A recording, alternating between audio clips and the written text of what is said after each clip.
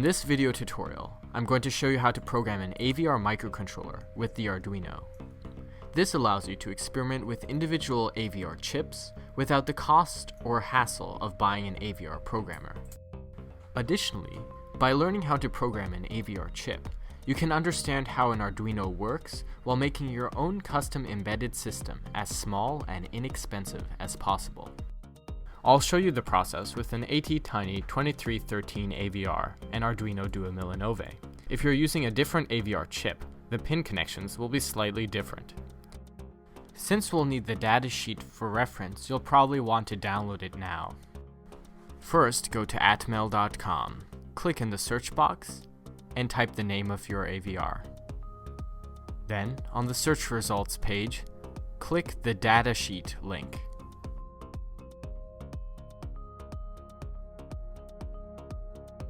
For this tutorial, you'll need an Arduino Duo Millenove, Uno, or Mega, an AVR microcontroller, 6 jumper wires and a breadboard, a 220 ohm resistor, a 10 microfarad capacitor, and an LED.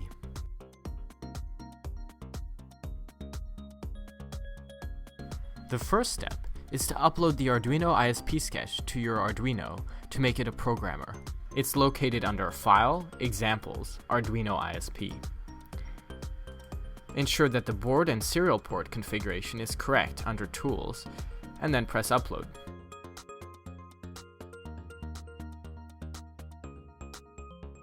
In step 2, we'll physically connect the AVR to the Arduino. Find the pinout for your AVR in the datasheet. Orient the chip correctly by looking for the top semicircular indent. Most chips also or instead have a small dot in the corner, indicating pin 1. In-circuit serial programming requires 6 connections. First, we need VCC, which is the positive supply or voltage. In this case, it's on pin 20. G and D is the negative supply or ground, on pin 10. Then we have 4 data connections. First, we find the reset connection on pin 1. Then, the UCSK serial clock on pin 19. Then, MISO, master in serial out data, on pin 18. And finally, MOSI, master out serial in data, on pin 17. Now let's connect the AVR to the Arduino. Start with an Arduino, a breadboard, and an AVR of your choice. First, connect VCC, the positive voltage supply, into the 5-volt pin on the Arduino. Next, connect the ground pin on the AVR to the ground pin on the Arduino. Now connect Reset to pin 10, MOSI to pin 11, MISO to pin 12, and SCK to pin 13.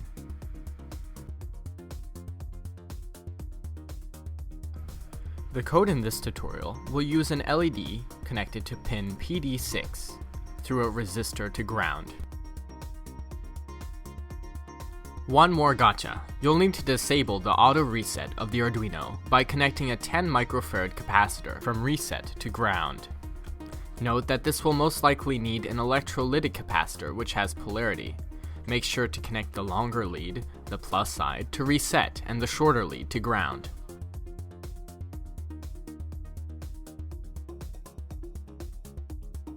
Step 3 is to install the AVR toolchain, which makes it possible to compile and upload programs to the AVR. On Windows, download and install WinAVR. Make sure that the Install Files and Add Directories to Path boxes are checked. On Mac, you'll want to install Crosspack tools from Objective Development. Download and open the package installer, and click Next until the installation completes. On Linux, follow Lady Ada's Unix setup guide.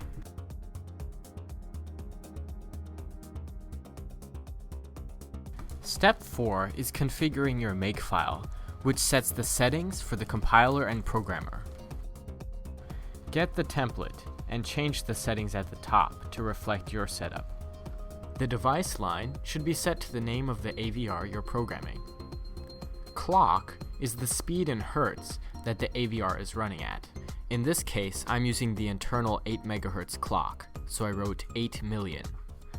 The programmer line specifies the settings for the programming step. The code shown here is set to auto-detect the Arduino on Mac or Linux systems. On Windows, you'll have to set it manually to something like COM4. You can find the COM number of your Arduino in the Arduino program. The objects line specifies what C files should be compiled. For now, main.o is fine. The fuses line sets 3 bytes of configuration memory for the AVR. Things like clock source, reset, and programming disable. You can easily brick your AVR with these settings, so make sure you get them right. Luckily, there's an easy way to configure fuses. You can find out the recommended default settings for your particular AVR by using an online fuse calculator. If your circuit looks like the one in this tutorial, you can go ahead and use the defaults. Copy and paste the generated fuse bytes to your makefile's fuses line.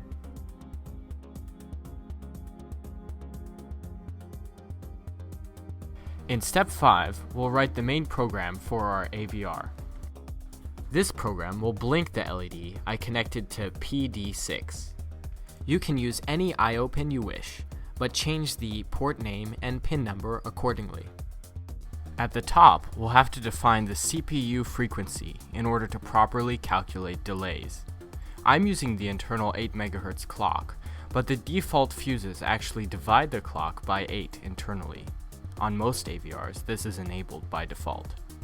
So the actual frequency is 1 MHz, which I wrote here. We then include the AVR I/O header library to interface with the I/O pins. After that, we include the delay header library.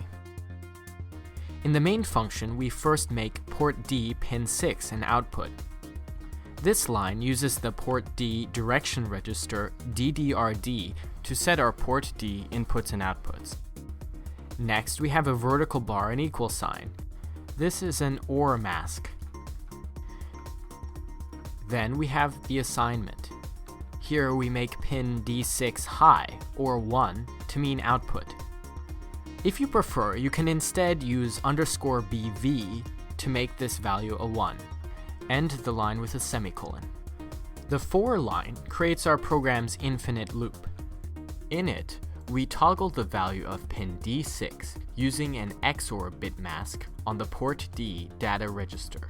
This makes pin D6 output a high value of about 5 volts. Then, we delay for a second.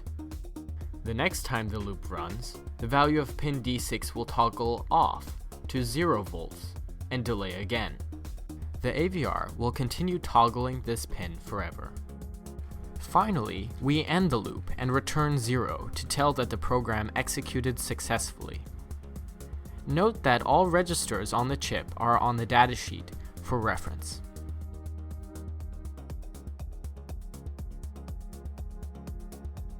Finally, step 6, uploading the code to your AVR. Open the terminal and use the cd command to change directories to the folder with your makefile and main.c. Then, simply type make flash to compile your main.c into a hex file and upload it with AVRDude. And before you know it, the LED is blinking.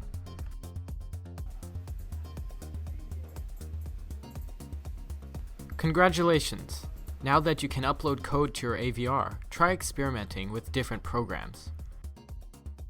I have more resources and code on my website.